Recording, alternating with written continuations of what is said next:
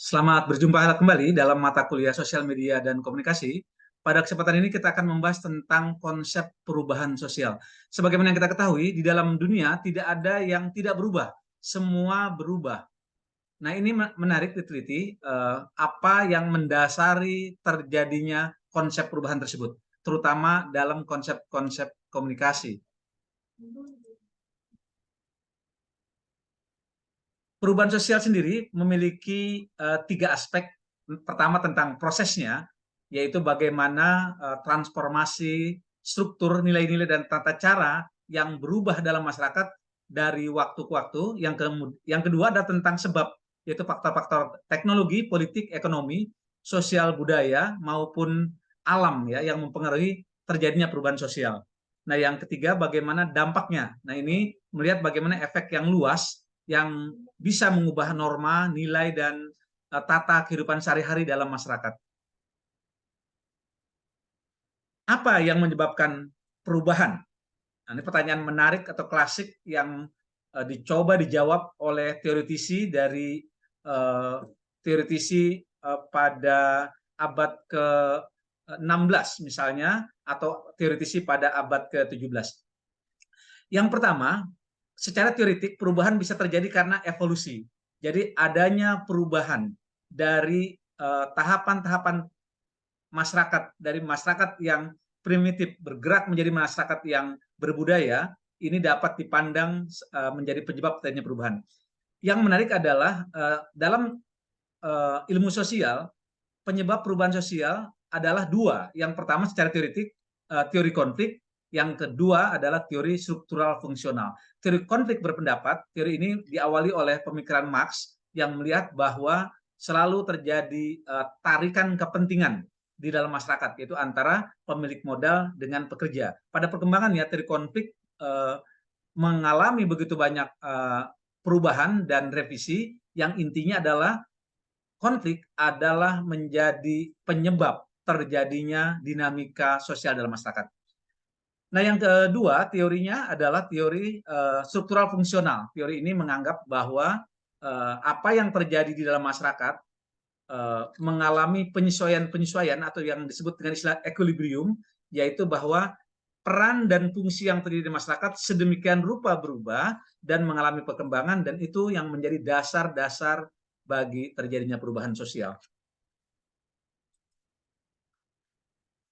Menarik untuk melihat bagaimana pengaruh komunikasi massa dalam perubahan sosial. Yang pertama, bagaimana penyebaran informasi, pengaruh opini publik, dan perubahan gaya hidup dan budaya.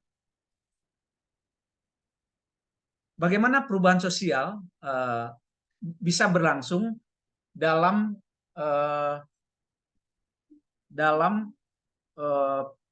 media sosial. Nah, ini meliputi beberapa hal ya. Yang pertama tentang kecepatan, bagaimana media sosial sedemikian rupa menyajikan satu konten yang sangat cepat, di mana peristiwa terjadi, mana pada saat itu di tempat yang lain orang yang lain juga mengetahuinya.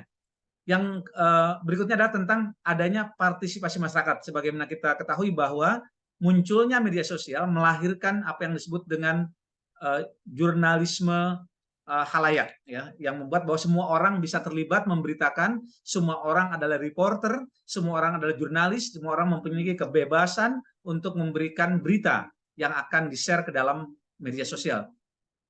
Yang berikutnya adalah tentang perspektif multiple, ya, ini melihat bahwa bagaimana akses ke berbagai perspektif telah memperkaya diskusi dalam perubahan-perubahan sosial.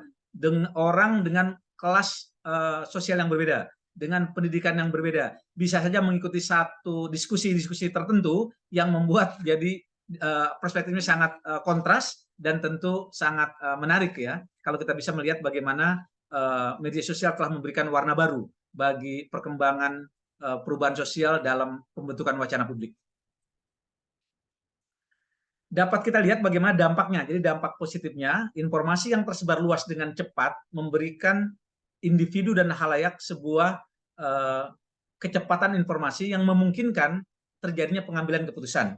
Tetapi dampak negatifnya adalah penyebaran informasi yang luas ini bisa digunakan untuk penyebaran informasi palsu atau hoax yang sangat merugikan bagi masyarakat.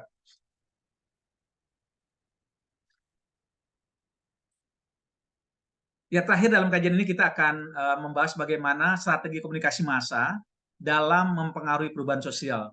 Jadi bagaimana kita bisa melihat beberapa hal yang berpengaruh ya terhadap terjadi perubahan sosial. Yang paling menarik adalah sekarang apa yang disebut dengan buzzer misalnya, atau influencer yang memberikan perubahan arah bagi pembentukan opini publik.